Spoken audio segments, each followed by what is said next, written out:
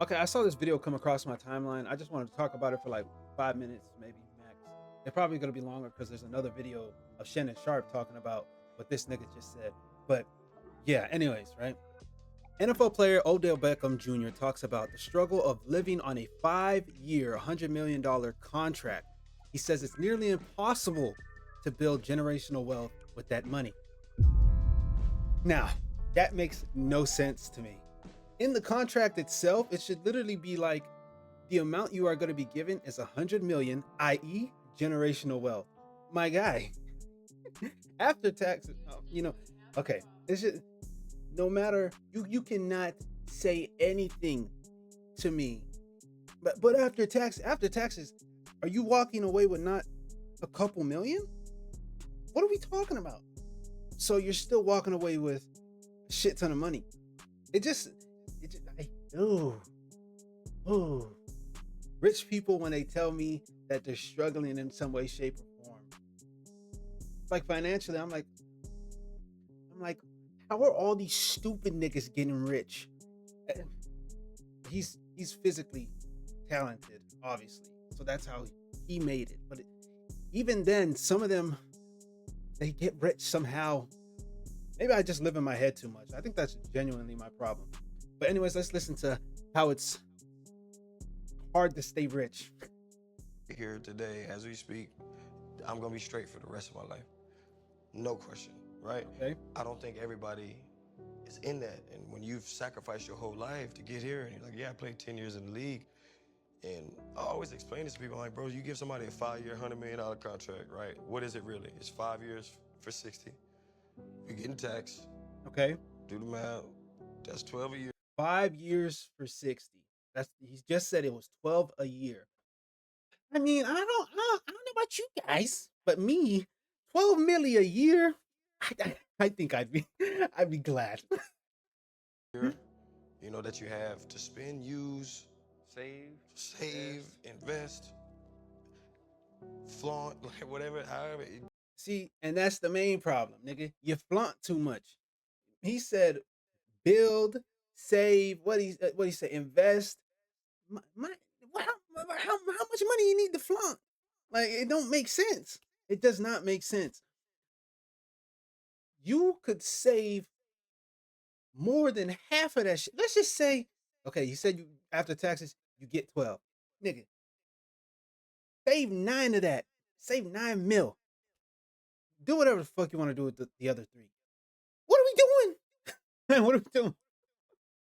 Oh boy, y'all better not. I'm telling you, right? Ooh, I'm not gonna say it because I don't know. People might be listening, but if I ever start touching crazy money, I promise you, you never go see me down again. I put that on everything. I put that on everything because it makes no sense to me how you can be this. How can you have so much and still fumble it? It's crazy. Just being real. I'm gonna buy a car. I'm gonna give my mama a house. I'm gonna do everything costs money. So if you spending $4 million a year, that's really Whoa, God, four, my boy. Financial literacy is something that, oh my, like what? For a year? What are you doing? For a year? What are you buying for your overhead annually to be for a year? 4 million a year. I'm trying to think. Okay, the first year you get your first $12 million contract, right? You buy your mom a house and a car. Next year, what the fuck are we buying?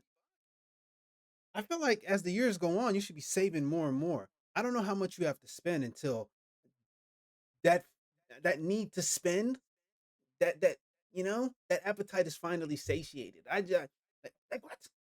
Like you already got a house. You should genuinely. I mean, you test a few. I mean, test a few. I don't know about supercars, or maybe you can test a few supercars, right? You get a feel for it, and then you kind of like you chill out. Like, why are we constantly keeping up with the Joneses? Like, my boy, you will not be in the league forever. Like, eventually, you have to retire. You're not Superman. You're gonna grow old, or you might get injured. So, just having that mindset set of always thinking, I have to make sure that I am straight and the people around me are straight. Like you have to be immature. I really just think it's stupid. You got to be stupid. There's just no way. There's just no fucking way. 40 million over 5 years, 8 a year, you know? And now you start breaking down the numbers, it's like, that's a 5-year span of where you're getting 8 million. Can you make that last forever? And you always hear the people who ain't us and ain't been in the position, like, oh, well, that would last lifetime. Yes, nigga, it would. Because I'm not dumb to spend $4 million annually. Mind you, if that's not for a business or if that's not to build more wealth, what are we doing? What are we doing? Are we trying to flex on niggas? Try to bag some hoes? How many hoes you gotta,